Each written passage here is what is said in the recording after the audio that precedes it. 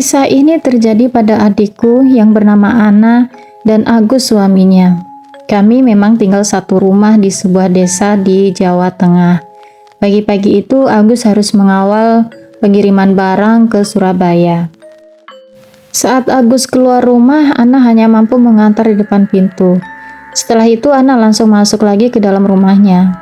Pintu rumah depan kembali dikunci rapat-rapat karena ketika itu di luar masih agak gelap ya, karena keadaan itu kan masih setelah sholat subuh.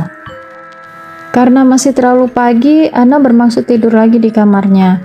Namun betapa terkejutnya dia sebab saat melewati ruang tengah rumahnya, dia melihat Agus suaminya duduk di kursi. Ana pun tak habis pikir, mengapa suaminya bisa kembali ada di dalam rumah, padahal dia baru saja mengantarkan suaminya untuk bekerja. Tapi Ana yakin kalau yang duduk di kursi ruang tamu itu bukanlah suaminya yang asli. Karena diliputi rasa takut, ia pun langsung masuk ke kamarnya dan bermaksud segera mengunci pintu. Namun betapa terkejutnya ia karena sosok yang persis suaminya itu malah sudah berada di belakangnya.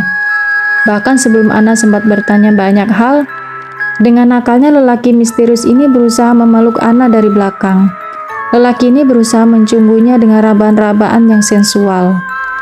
Karena masih sadar betul bahwa suaminya yang asli telah pergi, Ana berusaha terus untuk menghindar dari kejaran lelaki misterius itu. Beruntung Ana bisa keluar dari kamar. Bahkan kemudian dia lari keluar rumah. Tapi lelaki itu tidak mengejarnya. Ana sungguh tak habis pikir dengan kejadian yang dialaminya. Namun setelah lepas dari kejaran laki-laki itu, ia langsung menuju ke belakang rumah. Ia mengambil peralatan dapur untuk memasak air.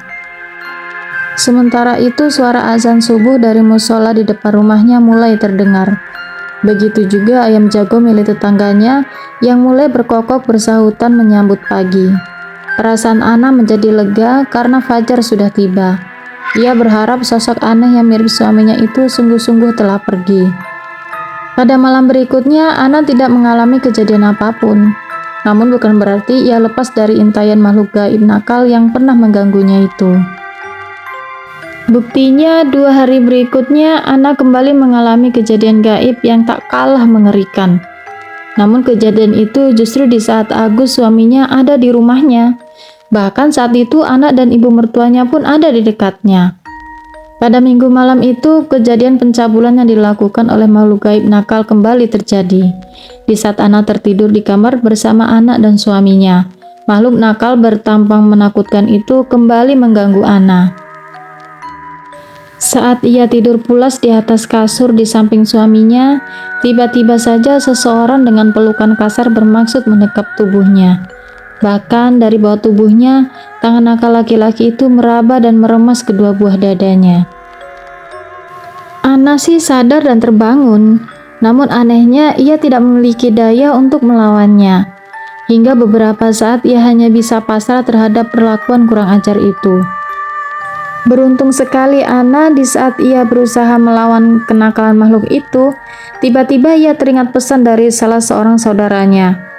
Pesan tersebut berupa tips sederhana yang berasal dari seorang kiai. Saat itulah ia langsung mempraktekkan tips sederhana itu untuk mengungkap alam gaibnya. Lengan yang memeluk dengan kuat, ia elus-elus melawan arah bulu tangan pemiliknya, yakni dari bawah menuju ke atas. "Dek, jangan kamu giniin tanganku," ucap lelaki misterius itu, meminta kepada Ana untuk tidak mengelus tangannya. Tapi Ana tidak memperdulikannya. Tangannya yang masih aktif menggerangi seluruh tubuhnya itu, ia elus dengan perlahan. Akhirnya, tips sederhana itu manjur. Bulu-bulu di tangan yang semula lembut dan halus itu tiba-tiba berubah lebat dan kasar. Saat itulah Ana jadi tahu bahwa lelaki yang memeluk dan meremas-remas buah dadanya itu telah berubah menjadi sosok makhluk hitam yang mengerikan. Mukanya tampak seram dengan rambut yang awut-awutan. Meski akhirnya sudah terbongkar rahasianya, jin nakal itu tidak mau menyerah begitu saja. Selain memeluk Ana, jin nakal itu malah mencium pipi dan keningnya Ana. Kali ini Ana dibuat menjerit-jerit. Mendengar istrinya menjerit, Agus terbangun dari tidurnya dan berusaha menyadarkan si Ana. Ana pun tampak melotot dengan mulut terus menjerit sambil marah-marah dan berusaha berontak. Anehnya lagi, meski Agus sudah bangun, jin nakal itu tetap saja nekat. Ia tetap saja mencium kening wanita manis itu dengan buasnya. Setelah Agus membacakan ayat-ayat suci Al-Quran, Ana lepas dari jin itu. Dan akhirnya makhluk itu hilang entah kemana. Agus pun langsung meminumkan air putih pada istrinya yang kalap ini. Dengan keringat dingin yang masih menetes, Ana menceritakan kejadian yang dialaminya itu. Namun suaminya meyakinkan kalau dirinya tidak melihat apa-apa. Melihat kesungguhan Ana dan sikapnya yang sangat ketakutan, Agus merasa bingung saat istrinya meminta agar ia memukuli seseorang yang ada di belakangnya. Begitulah kisah mistis yang dialami Ana. Anehnya kejadian berupa pencabulan oleh makhluk gaib itu ternyata tidak dialami oleh Ana saja. Anaknya yang masih berumur 4,5 tahun yang bernama Ardana Thorik juga mengalami hal yang sama. Dan menurut cerita anak satu-satunya pasangan muda itu, makhluk gaib itu keluar dari lubang paralon dari sumur di bawah lantai. Memang di rumah pasangan itu ada sebuah sumur yang terletak di dalam rumah, bahkan sebagian ditutup dengan lantai. Mendengar cerita dari anaknya itu, Ana dan suaminya akhirnya tahu kalau sebenarnya makhluk itu adalah penghuni sumur yang ada di dalam rumah mereka. Dan Ana pun berencana akan mengusir makhluk itu dan mencari orang pintar di dekat kampungnya. Sekian dulu cerita mistis kali ini. Nantikan cerita mistis lainnya hanya di Story Radio FM.